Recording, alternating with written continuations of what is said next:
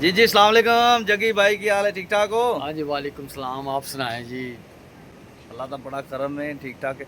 ਤੇ ਜਗੀ ਭਾਈ ਤੁਹਾਡੀਆਂ ਵੀਡੀਓ ਮਾਸ਼ਾਅੱਲਾ ਬੜੀਆਂ ਵਾਇਰਲ ਹੋ ਰਹੀਆਂ ਨੇ ਵੀਡੀਓ ਤੁਹਾਡੀਆਂ ਨਾ। हाँ जी बस आवाम की मुहब्बत है उन्होंने दी चाहत है सानू लाइक करते ने कमेंट करते ने शेयर करते ने ਤੁਹਾਡੇ ਚਾਹਣ ਵਾਲੇ ਚ ਇਹ ਵੀ ਭਰਾ ਹੈਗਾ ਨਜ਼ੀਰ ਸਾਹਿਬ ਵੀ ਤੁਹਾਡੀਆਂ ਵੀਡੀਓ ਨਜ਼ੀਰ ਸਾਹਿਬ ਤੁਸੀਂ ਵੇਖੀ ਵੀਡੀਓ ਹੈ ਦੀ ਜੱਗੀ ਭਾਈ ਦੀ। ਬੜੇ ਸੋਹਣੀ ਲੱਗਦੀ ਇਹਨਾਂ ਦੀ ਵੀਡੀਓ ਯਾਰ। ਹਾਂ ਤੁਹਾਡੀ ਬੜੇ ਵੀਡੀਓ ਵੇਖੀਆਂ ਹੁੰਦੀਆਂ। ਹਾਂ ਬੜੀ ਮਿਹਰਬਾਨੀ ਤੁਹਾਡੀ ਹਿੰਮਤਾਂ ਦਾ ਸ਼ੁਕਰੀਆ। ਤੇ ਤੁਹਾਡੇ ਨਾ ਥਾਂ ਥਾਂ ਤੇ ਲੋਕੀ ਚਾਹਣ ਵਾਲੇ ਨੇ ਜੱਗੀ ਭਾਈ।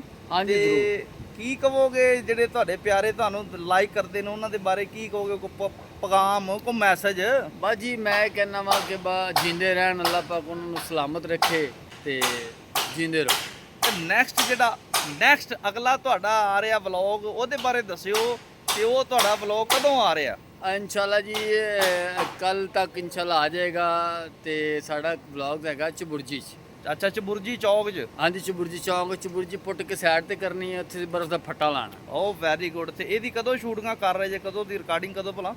जी रिकॉर्डिंग अज इंशाल्लाह करांगे ते इंशाल्लाह कल परसों तक असी कर देंगे मूव ते इंशाल्लाह आवाम इंजॉय करेगी देखेगी सानू मज़ा करेगी जींदे रहो।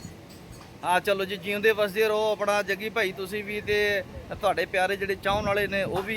ਤੇ ਲੋ ਨਾਜ਼ਰੀਨ ਤੁਹਾਨੂੰ ਨੈਕਸਟ ਤੁਹਾਨੂੰ ਵਲੌਗ ਵਿਖਾਉਂਦੇ ਆ ਚਬੁਰਜੀ ਚੌਕ ਦਾ।